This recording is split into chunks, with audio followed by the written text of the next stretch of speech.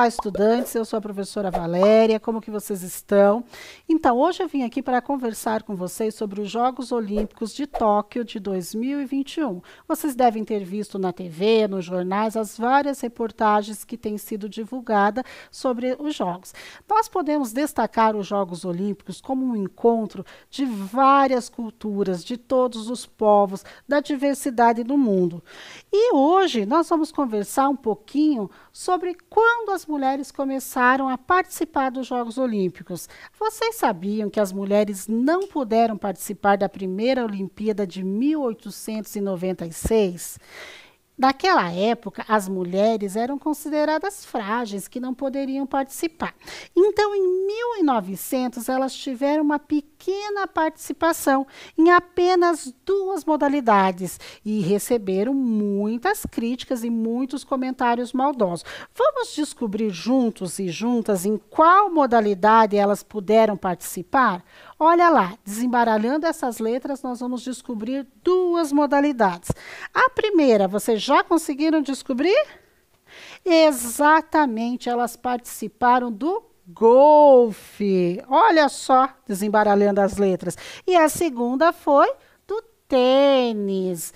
Sim. E vocês imaginam que elas participaram destes esportes, destas modalidades, porque eram modalidades que não exigiam contato físico. E vejam só, gente, olha lá na nossa tela as roupas que elas usavam naquela época. Bem diferente das roupas que as atletas usam hoje em dia, certo? E a primeira tenista era uma inglesa, a Charlotte Cooper. Ela foi a primeira mulher a levar uma medalha nos Jogos Olímpicos de Paris de 1900. O bom é que a gente já entrou e entramos ganhando, né? Muito bem. E olha que interessante a roupa da natação também. Em 1912, elas começaram a competir na natação. E não era permitido que nem os pais, irmãos, os amigos, os familiares estivessem com elas. Por que, gente, que eles não podiam assistir? Vocês conseguem imaginar? Porque os trajes de banho deixavam o corpo muito à mostra. Imagine, então, que se fosse aquelas pessoas pensar hoje como seria, né? Eu vou mostrar para vocês agora a primeira brasileira a participar da natação. Vejam lá na tela comigo. Em 1932, Maria Lenk, aos 17 anos, foi a primeira atleta brasileira e a única sul-americana a participar de uma edição de Jogos Olímpicos na ocasião, a de Los Angeles. A nadadora era a única mulher entre a delegação de 45 homens. Vocês podem imaginar isso? E ela nadou até os 92 anos, 1,5 km todos os dias. Quer saber aqui comigo quem que nada? Então, ela nadou bastante, né? E se destacou por isso. Agora, nós vamos ver a velocista Melânia Luz. Ela também fez história ao se tornar a primeira mulher preta a integrar a delegação brasileira nas Olimpíadas de 1948. E vamos fazer um destaque para ela também, né? Por ser a primeira mulher negra a participar, né? E ela morreu aos 88 anos, no dia 21 de junho de 2016. Muito interessante ver a conquista feminina ao longo dos anos, não é mesmo? No início, eram apenas 3 modalidades: natação, atletismo e tênis. Hoje em dia, as mulheres estão presentes em todos os esportes olímpicos. Então, agora vamos trazer algumas atletas da delegação brasileira desse ano que estão quebrando as barreiras e padrões no mundo dos esportes. Vamos olhar na tela e vamos ver se vocês já conhecem essas mulheres. Vamos desembaralhar as letras e descobrir de qual modalidade cada uma delas pertence. Vou dar um tempinho para que vocês possam realizar essa atividade.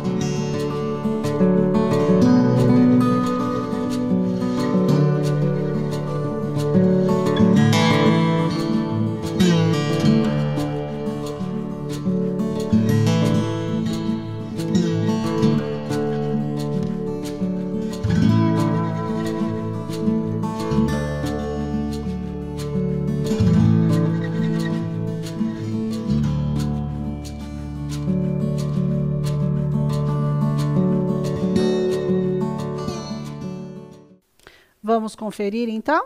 Olha lá, luta livre, boxe, tiro com arco, judô e levantamento de peso. Muito bem, agora eu vou chamar então para vocês um vídeo de todas as medalhistas brasileiras que ganharam medalhas durante as Olimpíadas.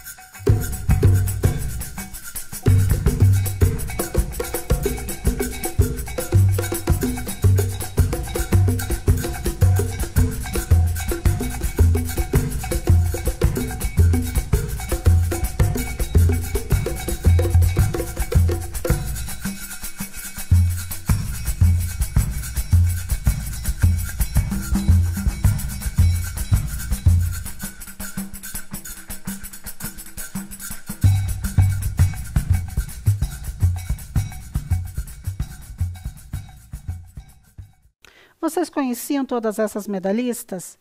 Então, temos mais mulheres se destacando este ano nos esportes que foram incluídos. Olhando na tela, vocês conseguem descobrir quais são os esportes que passam a ser esportes olímpicos, modalidades olímpicas? Pensa comigo, olha lá. Muito bem, o skate e o surf. Então, esses esportes são predominantemente masculinos, mas a Raíssa, de 13 anos, veja aqui na tela comigo, vamos ler juntos até, ela está aí para nos mostrar, para nos ensinar que é um esporte que pode ser praticado por meninas também. E ela é a caçulinha da nossa delegação. E vejam as fotos dela. Então, estamos nas Olimpíadas provando que o esporte não é só para eles. As meninas arrasam também. Então, uma frase assim que a gente fala para muitas coisas, né? Que nós arrasamos em muitas coisas. Aquela foto do meio da tela ali está magnífica, né? Vocês concordam comigo? O skate está entre os 10 esportes mais praticados no Brasil. E você, conhece alguma menina que pratica skate? Pois então, não vamos desmerecê-la, hein? Porque quem sabe daqui a uns anos ela pode estar nas Olimpíadas também. Eu trouxe também a Silvana Lima. Ela tem 36 anos. E olhem na tela a frase que ela afirmou. O surf foi minha melhor escolha. Vocês conseguem imaginar por que ela disse isso? Bom, então vou contar para vocês. A história dela começa lá no Ceará. Ela morava numa barraca de praia com a sua família, com seus outros irmãos, e aprendeu a nadar numa prancha de madeira. E aos 17 anos ela veio para o Rio de Janeiro e aí ela já começou a se destacar no surf. E hoje ela está concorrendo a uma medalha e tem grandes possibilidades de conseguir. Olhem só, gente, o que está escrito nesse slide, nessa tela. A gente tem que ser modelo e surfista ao mesmo tempo. Então, quem não é tipo modelinho acaba não tendo patrocínio, como foi o meu caso. Os homens não têm este problema. Vocês sabem do que ela está falando ali? Então, o surf foi o primeiro esporte a proporcionar pagamento igual para os ganhadores, para os vencedores, né? Então, se eles vão ganhar 17 mil, não importa se é homem ou se é mulher, vai ganhar o mesmo valor, os vencedores. Diferente dos outros esportes, que mulheres normalmente ganham bem menos que os homens, certo? E ela também traz ali, gente, uma questão de modelinho. Vocês entenderam o que ela quis dizer com isso? Ela está dizendo que as mulheres brancas conseguem patrocínio com mais facilidade do que as mulheres negras. Ela está trazendo aí uma questão racial para nós pensarmos, para quem está ao nosso olhar. E vocês percebem quanto então de enfrentamento e de superação essa moça traz para nós, o tanto de ensinamentos? Que não podemos desistir, que não podemos parar diante das dificuldades, que não importa quem está sendo mais visto naquele momento, mas que nós conseguimos realizar aquilo que queremos. Então, o esporte, no caso dela, realmente salvou sua vida. Então, o esporte faz bem sempre, né? Acho que essa é uma mensagem que ela traz para nós. Já falamos sério, agora vamos brincar um pouco? Então, vou colocar na tela uma imagem que você precisa atravessar a praia com a sua prancha de surf até chegar lá na água, ok? Vou deixar um tempinho para vocês realizarem essa atividade.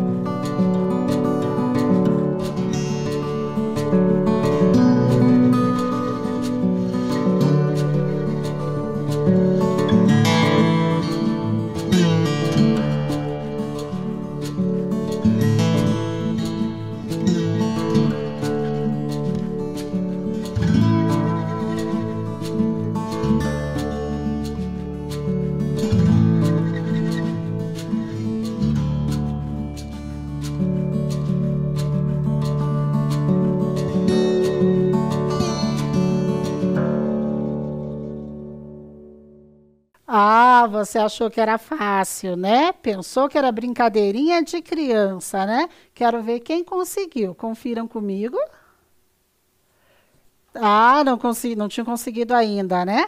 Então tá bom, vamos continuar então? Então, já que falamos de todas essas histórias, não podemos deixar de falar do futebol feminino. Falamos como as mulheres foram conquistando espaço nas Olimpíadas e abriram caminho para que outras mulheres pudessem vir a seguir, né? Elas mostraram para a gente que podem ser persistentes, resistentes, que fazem a diferença. E muitas vezes, quando entram numa partida, entram para ganhar. Por isso, até mostramos o vídeo das medalhistas para vocês. Vocês sabiam que, eu vou mostrar na tela primeiro, gente, uma imagem das primeiras seleções de futebol feminino e vocês vão observar algumas coisas diferentes do que nós temos visto atualmente. Vamos ver na tela então. Essa imagem, ela representa um espetáculo. São imagens de circo que trazem para nós as primeiras mulheres jogando futebol, porque não era considerado um jogo, um esporte, uma modalidade olímpica. Era considerado um show, um espetáculo. Então, assim, que depreciativo isso para as mulheres, né? Elas estavam ali fazendo um show. Bom, e o futebol também foi proibido de 1941 até 1979. Vocês conseguem imaginar por quê? Olhem essas reportagens que vocês vão perceber o motivo, como que as mulheres eram vistas naquela época.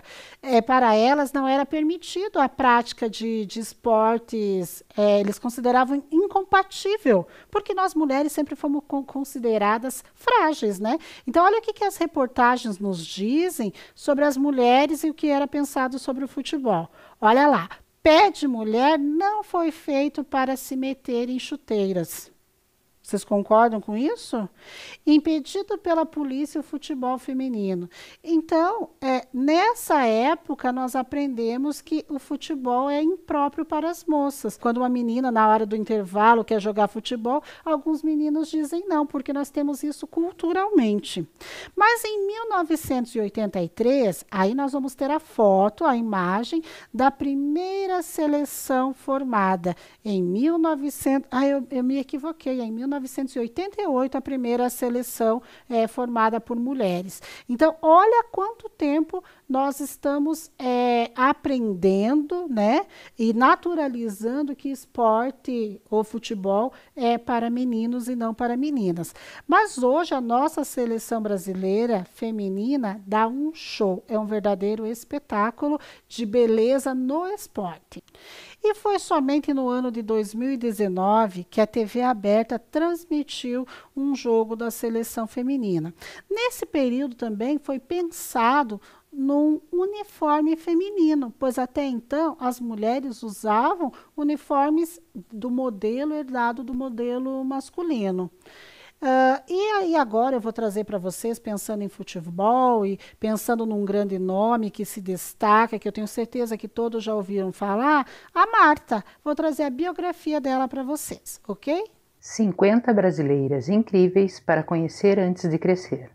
Débora Tomé, editora Galera. Marta, 1986. Era uma vez um reino onde quase todas as pessoas eram apaixonadas pelo mesmo esporte. Isso era tão importante que o chamavam de Pátria de Chuteiras, a terra onde se jogava o melhor futebol do mundo. Porém, vejam vocês, nesse mesmo reino achavam que futebol era coisa apenas de menino. Mas algo estava prestes a mudar essa história. Na beirada do campinho de várzea de 2 riachos em Alagoas, Marta vivia sempre metida no grupo de garotos. Aos domingos, eles iam assistir ao jogo dos mais velhos, que tinham uma bola de couro de verdade, bem diferente da bola murcha que os pequenos disputavam ao longo da semana. Assim que os grandes chutavam para fora do campo, a meninada toda corria, pois era a grande chance de dar um chutão naquela que era a bola. Nessa hora, Marta juntava todas as suas forças e corria sem respirar. Muitas vezes conseguia e, bum, chutava a bola de volta para o campo. Largue a bola que é coisa de menino, ela ouvia o tempo todo. Mas era tão feliz jogando futebol com os pés descalços que não tinha como desistir. Um dia, um olheiro a viu jogando e levou Marta para o Vasco, no Rio de Janeiro. Não tinha nem debutado a menina e já estava treinando todo dia como atacante. Com 17 anos, foi a vez de vestir a amarelinha na Copa do Mundo de Futebol Feminino. De lá, pulou rapidamente para o futebol europeu. Antes de conquistar seu reino, virou ídolo na Suécia. Marta é tão boa, mas tão boa, que por 5 vezes foi escolhida a melhor jogadora de futebol do mundo. Um feito único. É também a maior artilheira das Copas Femininas. Como se isso fosse pouco, em 2015, ela ainda se tornou a pessoa, entre homens e mulheres, que mais fez gols jogando pela seleção brasileira. Até hoje, por mais de 100 vezes, ela fez a torcida gritar gol. Com tanta coisa assim, os habitantes do tal reino, ainda que tenham resistido, tiveram que pensar melhor. Afinal, já tinham até a rainha do futebol. Como era mesmo aquela história de futebol não ser coisa de menina? Então, eu trouxe a biografia da Marta, mas pensando num esporte coletivo como é o futebol, todas as nossas jogadoras merecem um destaque. Eu poderia, por exemplo, falar da Formiga, que esta é a 7ª edição que ela participa. Podem até acompanhar comigo na tela. Então, olha só que frase bem interessante que vou deixar um convite no final dessa aula. Contar a história do futebol feminino brasileiro é falar sobre resistência, descasos e barreiras quebradas. É lembrar períodos de proibição, preconceito e amadorismo, mas também é falar de grandes conquistas. E pensando nessa frase, eu gostaria de deixar então um convite para vocês pudessem conversar sobre isso com seus familiares e com os seus amigos. O que eles acham sobre a participação das mulheres no futebol? Dos vários espaços que as mulheres têm conquistado como juízas, como árbitras. Então, o futebol feminino, ele traz para nós essa ideia de que nós podemos ser aquilo que nós quisermos, que não existe profissões para homens nem para mulheres. E eu vou ficando por aqui. Eu espero que vocês tenham refletido muito nessa aula sobre o que nós queremos fazer com o nosso corpo, com a nossa vida. E que o esporte possa ser uma escolha para vocês também. Um grande beijo e até a próxima.